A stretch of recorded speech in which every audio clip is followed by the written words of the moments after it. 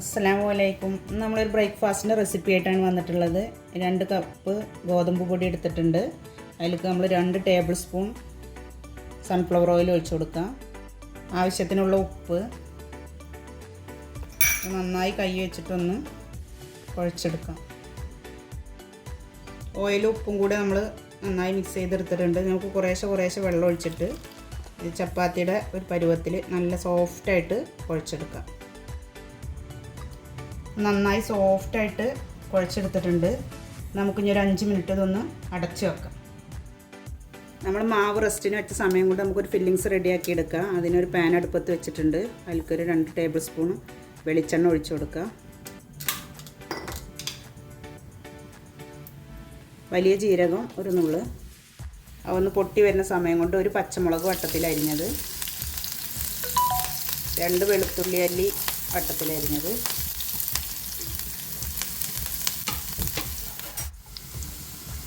രണ്ട് സവാള ചെറുതാക്കി അരിഞ്ഞത്,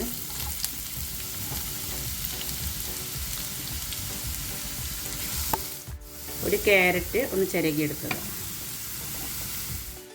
എല്ലാം കൂടെ നമുക്കൊന്ന് നന്നായി വാട്ടിയെടുക്കാം. നമ്മൾ മസാലയ്ക്ക് ആവശ്യമായ ഉപ്പ് ചേർത്ത് കൊടുക്കാം. ഒരു 1/4 ടീസ്പൂൺ കുരുമുളക് പൊടി എല്ലാം കൂടെ ഒന്ന് ചേർത്ത് മിക്സ് ചെയ്യാം. ഒരു 1/4 ടീസ്പൂൺ ഗരം മസാല,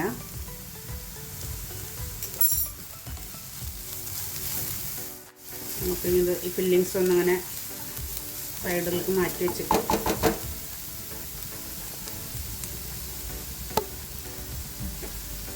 മൂന്ന് മുട്ട പൊട്ടിച്ച് കൊടുക്കും. വലിയ മുട്ടയാണെങ്കിൽ 2 എടുത്താൽ മതി.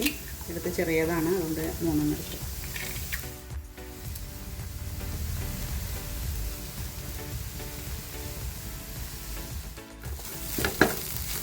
അപ്പോൾ ഫില്ലിങ്സ് റെഡി ആയിട്ടുണ്ട്. 2 തണ്ട് കറിവേപ്പിലയും കൂടെ ഒന്ന് ചെറുതായിട്ട് കട്ട് ചെയ്തിട്ട് കൊടുത്തിട്ടുണ്ട്. ഇനി നമുക്ക് ഫ്ലെയിം ഓഫ് ചെയ്യാം.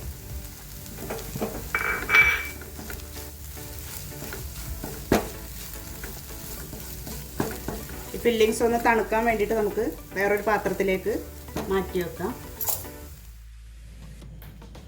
നമ്മൾ കുഴച്ച് വെച്ച മാവിൽ നിന്ന് നമുക്ക് അത്യാവശ്യം വലിപ്പത്തിലുള്ളൊരു ബോൾ എടുത്തിട്ട് ഒന്ന് ഉരുട്ടി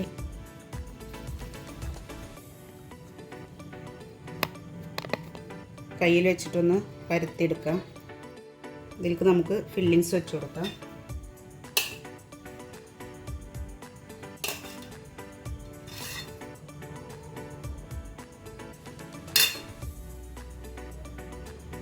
ഫില്ലിങ്സ് വെച്ച് കൊടുത്തിട്ട് ഇതെല്ലാം കൂടെ അങ്ങനെ ഒന്ന്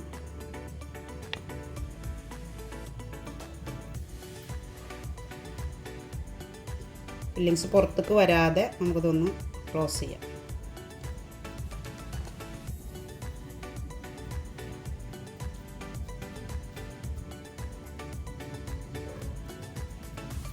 ചെറുതായിട്ടൊന്ന് പരത്തി കൊടുക്കുക.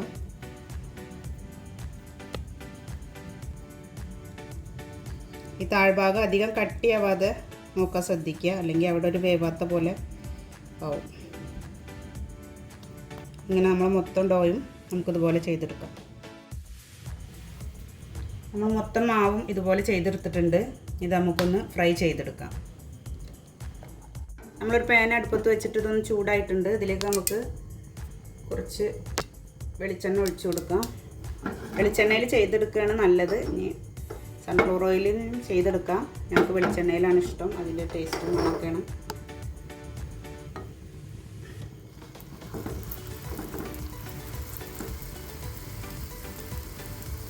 ഒരു മീഡിയം ഫ്ലെയിമിൽ വെച്ചിട്ട് നമുക്കൊന്ന് തിരിച്ച് മറിച്ചിട്ട് കൊടുത്തിട്ട് ഒന്ന് ഫ്രൈ ചെയ്തെടുക്കാം. ഇതിൻ്റെ മോൾ ഭാഗത്തൊന്ന് വെളിച്ചെണ്ണ ഒന്ന് സ്പ്രേ ചെയ്ത് കൊടുക്കാം. നമ്മൾ തിരിച്ച് മറിച്ചിട്ടിട്ടൊന്ന് ഫ്രൈ ചെയ്തെടുത്തിട്ടുണ്ട്.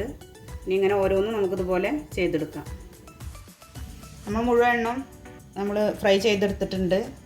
നല്ല അടിപൊളി ടേസ്റ്റാണ്. ഫില്ലിങ്സൊക്കെ അങ്ങനെ ബ്രേക്ക്ഫാസ്റ്റിന് കട്ടൻ ചായ ഇത് മാത്രം കഴിച്ചാൽ മതി. ഒരു കറിയുടെ ആവശ്യമില്ല.